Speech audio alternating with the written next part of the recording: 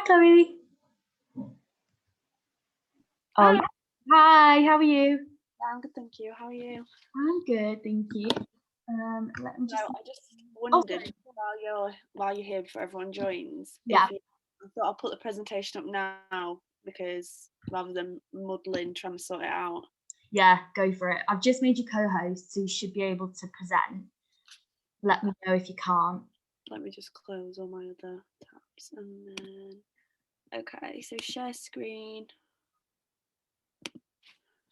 Desktop. Do I just press desktop 1? Yeah, I think so. It should kind of like come up with a mini picture of what you want to present. Yeah, so I can see I can see it now. So should I just have that up ready to go? Yeah, I think so. I think that's good. Okay, and then like I said, when I actually start presenting, I'm going to just turn my video off just because I need to read my notes, if that's okay. Yeah, no, it's absolutely fine. Yeah.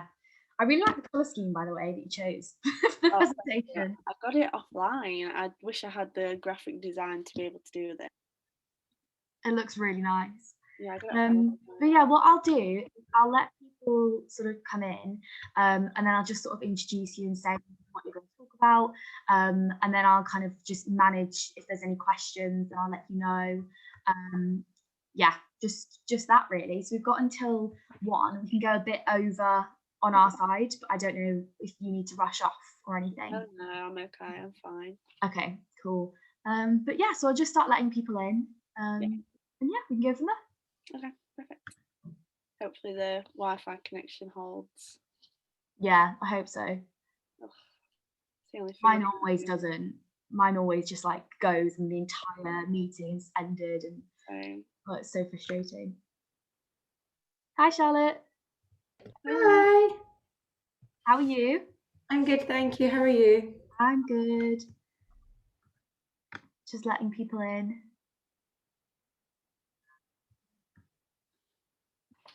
Hello, everyone.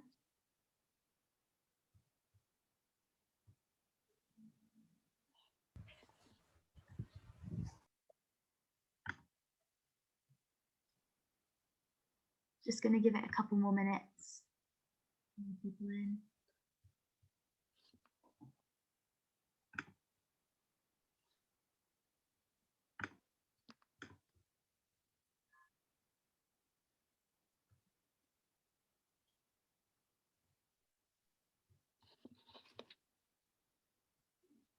Hi, Izzy. Hi, Jen. Hi, how are you guys? Hi.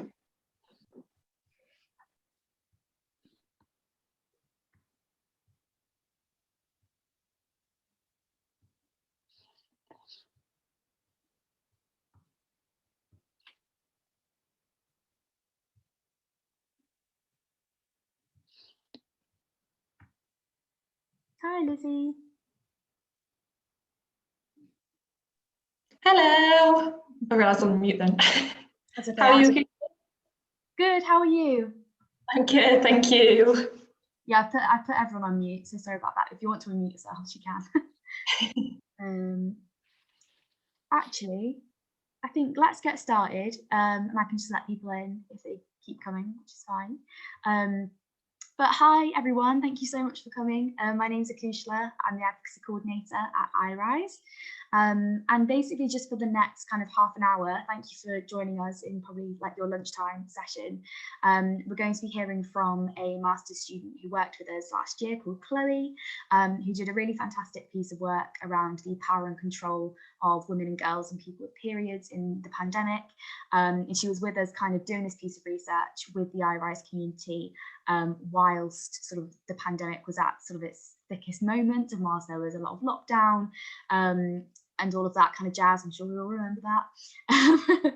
So basically, I'll just hand it over to Chloe in a second to introduce herself and to tell you a bit about what she's going to say. But just a bit of kind of like housekeeping.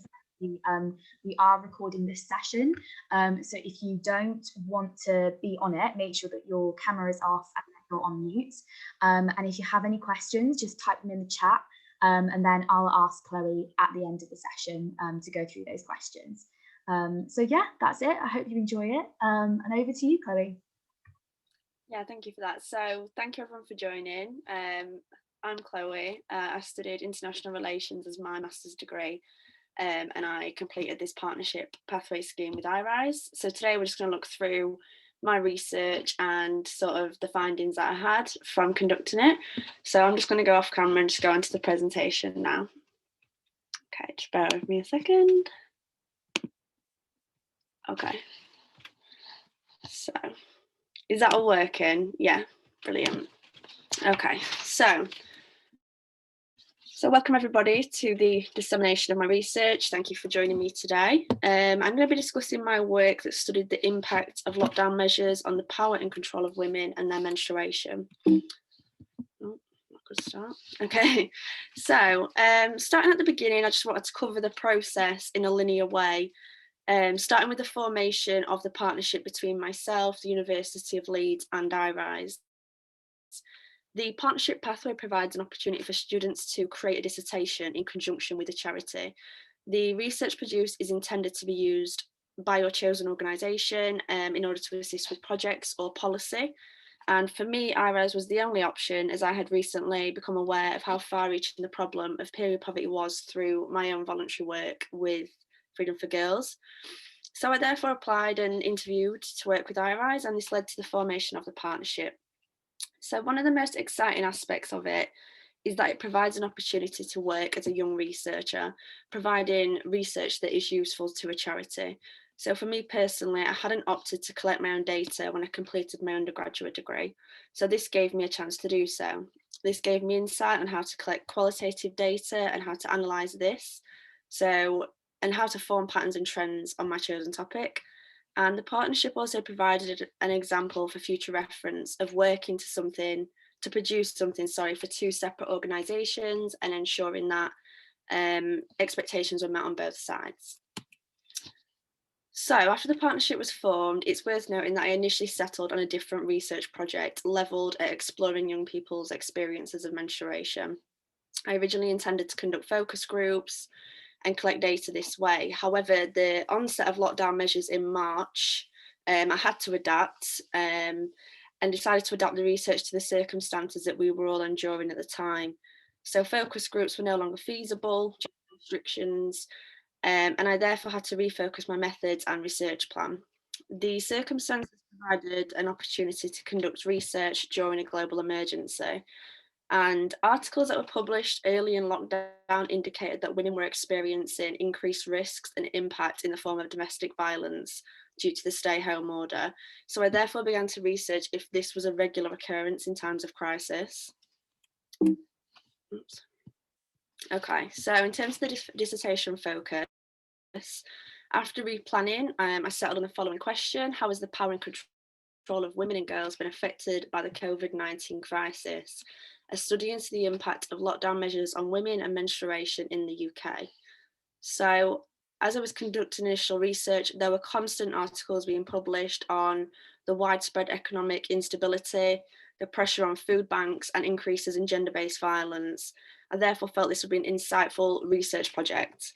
And in addition to this, I was aware that many period poverty charities were working at higher levels than before, and it highlighted that periods don't stop for pandemics.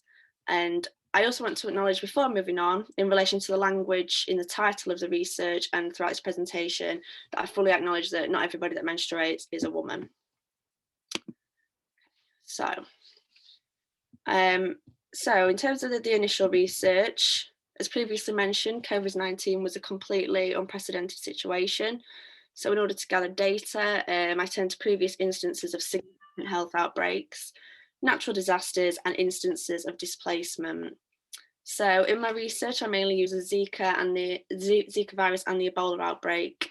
However, for additional literature, I use the earthquake disasters in Nepal and Haiti.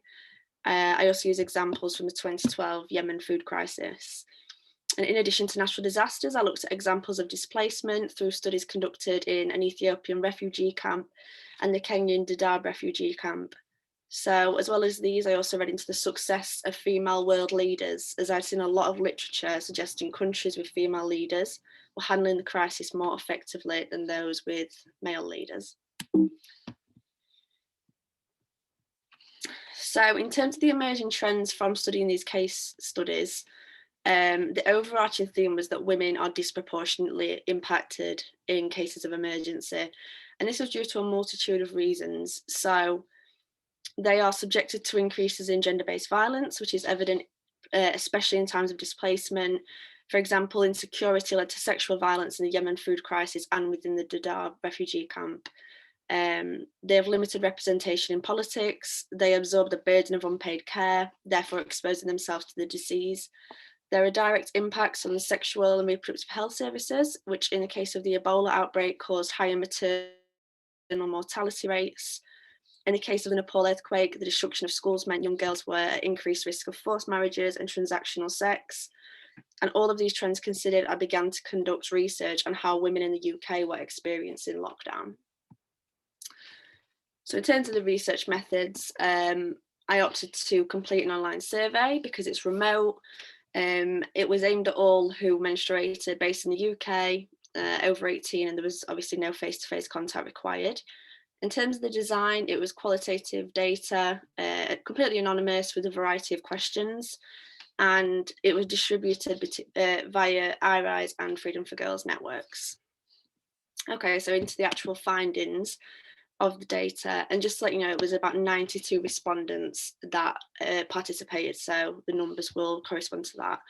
So in terms of inclusion in political decisions, this section explored how far participants agreed with the following statement: women have been included in the conversations throughout lockdown. So it asked which roles women had been represented in, such as politicians or journalism, which platforms have you viewed this on? And the reason I explored this is because I saw that there was 2.7 men for every woman on radio and TV programmes at the height of the pandemic, which is also reflected in the 5 men to 1 woman ratio in the cabinet at present. So we found that 53% of participants surveyed did not feel that women had been included in political conversations. 50% disagreed with the statement, and 3% disagreed strongly. 27.2% of participants neither agreed nor disagreed. So it wasn't as if the remainder agreed that they had been included, it was just kind of a neutral stance. 71% of respondents stated they saw female representation in journalists, and that was closely followed by social media activists. So after the political questions, I looked at sexual and reproductive health services. So in this section, the majority of participants had not attempted to access the services, and the question wasn't applicable to them. But the data we'll look at is sort of the people it did apply to. So this section explored how accessible participants had found sexual and reproductive health services, excuse me, and women's healthcare is often negatively impacted in times of emergencies, and this was explored in the context of COVID-19. So I found that 25% of participants felt they had been unable to access these services. The majority had not attempted, and 18.5% of respondents had felt able to access them.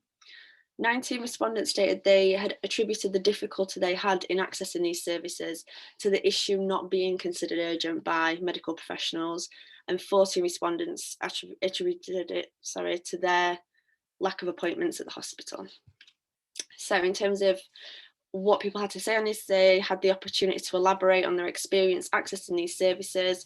One participant said that it was the answer phone, there was nobody answering the phone and it wasn't clear how to get through. Somebody else said they actually had an appointment, but they discussed their suspected endometriosis by a doctor and he knew nothing of their situation. And somebody else said their doctors seem to think the issue is not urgent. My contraceptive implant was due to be removed in January and I've still not been able to get an appointment. Okay, so after that, I looked into self-care. So this section attempted to gauge whether women had the opportunity to adequately care for themselves during lockdown measures. So the majority of participants felt they had been able to self-care. And when given the opportunity to elaborate, there were 3 themes that I identified amongst their responses because it was an open-ended question. Some participants detailed that their mental health had worsened in lockdown measures. A few said that their self-care methods had improved due to, more time. And some people had a bit of a combination of both. So maybe some health anxiety, but also having the opportunity to, engage in, say, yoga or things like that. So 45 participants felt they had been able to adequately care for themselves throughout lockdown. And this referred to sort of self-care, prioritising your own health and listening to your own body. And 28 respondents felt they had not been able to adequately care for themselves, and 25 disagreed with the statement and 3 disagreed strongly. And again, this was an open-ended question, so participants had the opportunity to give some feedback. They said that, some said the lines between work and home have been blurred, no longer have set routines, not getting dressed, not eating. Somebody said, I found it difficult to prioritise my own mental well-being when there were so many stories of people dying from COVID. Somebody said working full-time, furloughed colleagues and extra care responsibilities have been quite exhausting. There hasn't been time for self-care. And somebody else said, I found that not having other pressures from the outside world has meant I can focus on my exercise and diet. And very interestingly said, I feel more nervous about losing this routine as life returns to normal. Okay, so after this, I looked into menstruation.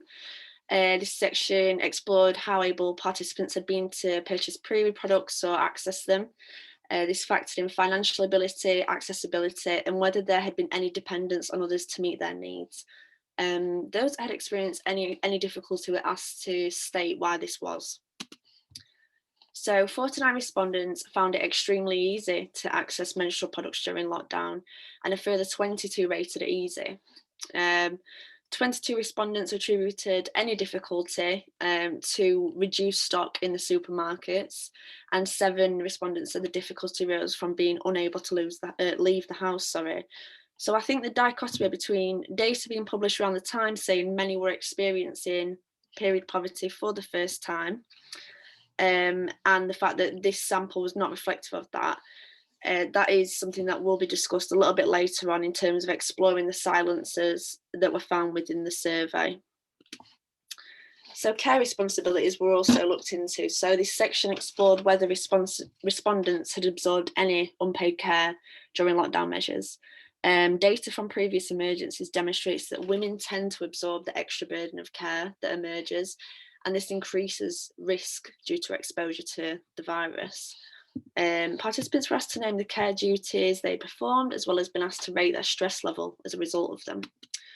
So 34 respondents had provided extra unpaid care in some capacity. Respondents indicated this was maybe food shopping, medication collection, even having somebody move in, and also just checking on somebody. 40 respondents selected the stress levels as being 4 and under on a scale of 1 to 10, with 1 being not at all stressed and 10 being extremely stressed. And only 16 respondents rated their stress levels as 7 and above. So I think it's potential that the lack of stress can be indicative of an attitude that many women are used to this level of expectation and absorbing this level of caregiving. So next, I asked participants about the gender gap, and this question really did shape the research because people were so vocal and wanted to share so many opinions. It was really, really good to ask. So I asked if they thought the gender gap would worsen, improve, or remain the same as a result of lockdown measures. A huge 64% said they thought it'd be worse. 27.2% thought that it'd stay the same, and only 8.7% of respondents thought it would improve. And again, they had the opportunity to ask to answer an open question about why they thought this, and identified about 4 common themes amongst the responses. So some said the imbalance of care responsibilities would be responsible for the gender gap worsening or staying the same. Disproportionate employment and economic impact on women. Women being left out of political opportunities, and some detailed that maybe lockdown measures would be an opportunity for change. So this is just a few select responses. So I think there's a greater appreciation in some homes of how much women do and how hard it is to balance work and family. Somebody made a point of individuals were able to play golf, which is a male-dominated middle-class sport, whereas women were not able to have partners accompany them. to pregnancy checkups and birth, sort of highlighting the gender differences in the approach to lockdown. Somebody said, I do believe lockdown has been an opportunity to reflect and have conversations on gender inequality. Somebody else said, job losses will adversely affect women more than men. And this was a common theme, referring to instability in work and then worrying about how easily it will be to get back in there. And somebody else said, it's made us realise we're all in this together, regardless of gender, race, etc.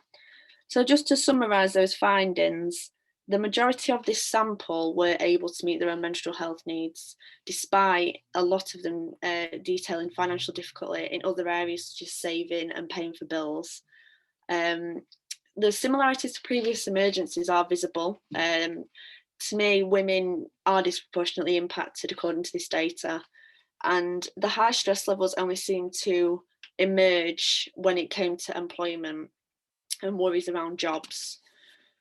So further to this, there was a correlation between inadequate self-care methods and worsening or poor mental health. The majority of respondents felt the gender gap would worsen or remain the same. Respondents felt underrepresented in the political sphere and left out of conversations related to lockdown. And as a result of this, I would say that power and control is being impacted by lockdown measures in the UK. And just to touch upon, as I mentioned earlier, that this sample was not reflective of, the problem of period poverty at the time. Just to give you some biographical data, it was completed by predominantly younger people, so about 18 to 30, only 7% were over 46. In terms of ethnicity, it was predominantly white British. Very few people were anything other than that. In terms of gender, there was 91 identified as women and 1 respondent identified as non-binary. So as a result of that, it's important to look at the survey silences. As much as it's tried to be reflective, there are definitely these silences. So as the biographical data shows, there was a lack of diversity within the sample. Undercoverage in the online survey format is always a risk, because by submitting an online survey, the participants have to have internet access and a computer. So this can lead to some voices being overlooked. An article published at the height of lockdown detailed the hidden vulnerable, which referred to those reliant upon charitable donations for period products that were financially struggling. And this sample is not reflective of the experience of those people. So there is a potential bias due to distribution channels of Irise and Freedom for Girls. People may already have knowledge on menstrual health management and period poverty. The fact that menstruation was in the research title, we know that there is a massive stigma still around periods, and shame can act as a deterrent. So this may have not been encouraging people to participate, and some people are experiencing period poverty for the first time. However, this wasn't applicable in this sample.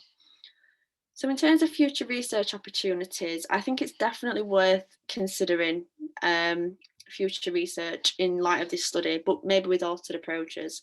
So in terms of the impact on the biology of periods, a respondent actually suggested in the survey they wanted the opportunity to discuss how the stress of the pandemic had impacted on their cycle. So I think investigating changes to pain, the regularity of cycles and PMS, this would be an effective tool to see how even the biology of women is disproportionately impacted amidst the pandemic. Interviews always increase spontaneity, so I think having the opportunity to be face-to-face can encourage more data to be collected. Inclusion of the unheard voices as well, so the use of interviews can encourage those voices to be heard. And I think follow-up research, considering that this took place in the midst of the first lockdown and we have since had 2 more. So I think we know people have grown weary, some people are very angry. I think the data could be completely different if we went back and did it again. And just to finish, I just want to touch upon the importance of this topic. So it reflects the invisibility of women. A dichotomy exists in that in the framing of a crisis or an emergency, women are often invisible from that, but yet they are the hardest hit and they suffer worse consequences very often. So I think the data collected emphasised this and demonstrated the ways women felt underrepresented.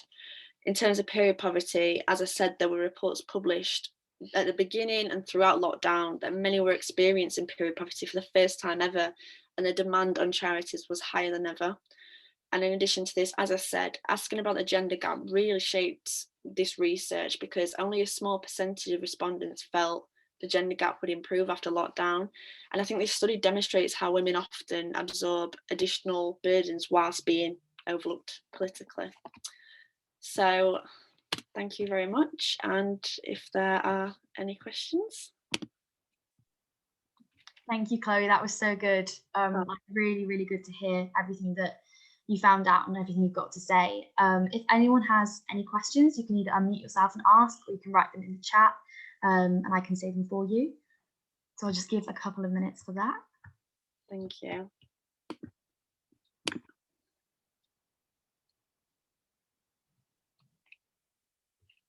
Okay, how did I recruit my participants? Thank you for that. I recruited them via social media. So as I said, I work with Freedom for Girls, which is a small Leeds-based period poverty charity, and I was doing the partnership with Irise. So both charities distributed the surveys via social media networks and also via sort of email and things like that.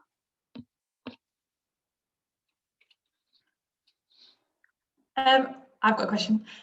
Just firstly, Chloe, I thought it was really interesting research, and I've also done a master's. That's how I was involved with Irise, so I did the same way as you. I just had a question. I don't know whether, I know there was mostly young people you said involved. Yeah. Was there any difference that you saw between the stress levels for young and older people? Because I guess there's the whole, I'd say people of the age that have children potentially, I mean, I'm just guessing, might have had a different sort of stress level when they're talking about like the care burden of kids not being at school, whereas the younger people might have not had children, so maybe they were the people that felt they had more time for self-care because they weren't having another care burden like having kids around. I don't know if there's any. Yeah, absolutely. I think it's a good question. I think with the biographical data, I think it's about 60% that were between 18 and 30. So they definitely dominated the survey. So I thought when I saw that so many people had absorbed some extra care, and that must have been young people too, even if it was just checking in on a neighbour or making meals for somebody, I thought that would be reflected in the stress levels question, because it's kind of a 1 to 10 scale, and it wasn't, it was still really low stress. The stress levels seemed to be rated higher when it came to talking about finances and stability and employment. So that's why I was saying with the care responsibilities, when nobody seemed to be correlating that with additional stress, I thought, is that some sort of product of gender norms and maybe absorption of, that we're carers and that's what we should be doing. That's what it felt like to me. But when it came to finances, that's when people were saying, struggling to make ends meet with the bills and things like that. I hope that answers the question. Yeah, that's really interesting. Thank you. Thank you.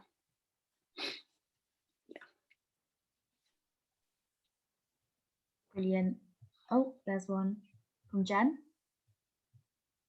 Okay, reflected on the research process, if you were to do it again, would you do anything differently? Thank you for that. I think the thing I struggled with the most is when I started with the research, I didn't realise how much there would be to it when looking at sort of national or global emergencies and how they impact women.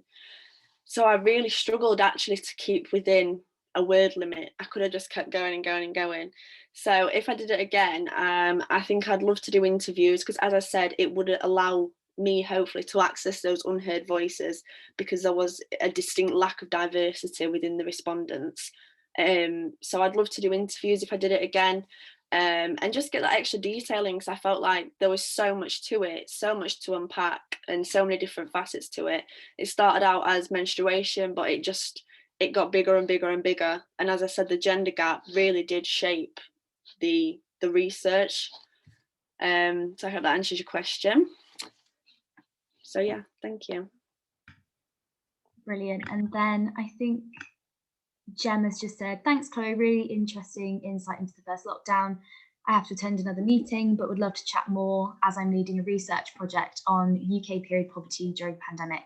and she's put her email there, so I can send that over to you as well, Chloe. Thank you very much, Gemma. That's lovely. Brilliant.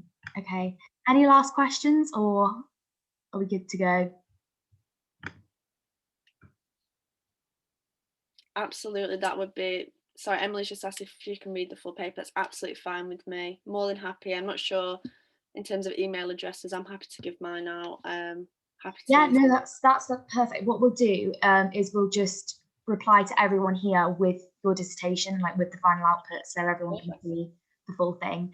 And also, if anyone's got any other questions for Chloe or wants to get in touch with her, you can just email me and I'll pass that on to Chloe.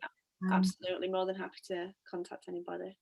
Brilliant, thank you. Okay, we finished just on time with 1 minute, which is great. So yeah, thank you so much for that, Chloe. That was really insightful. And thank you everyone for coming and seeing what she had to say. So yeah, you'll all receive the full project if you want to give it a read. But yeah, have a great rest of your day and have a good weekend. Oh, thank you very much. Thank you for attending, everybody. Thank you. Bye everyone. Bye. Thank you. Bye.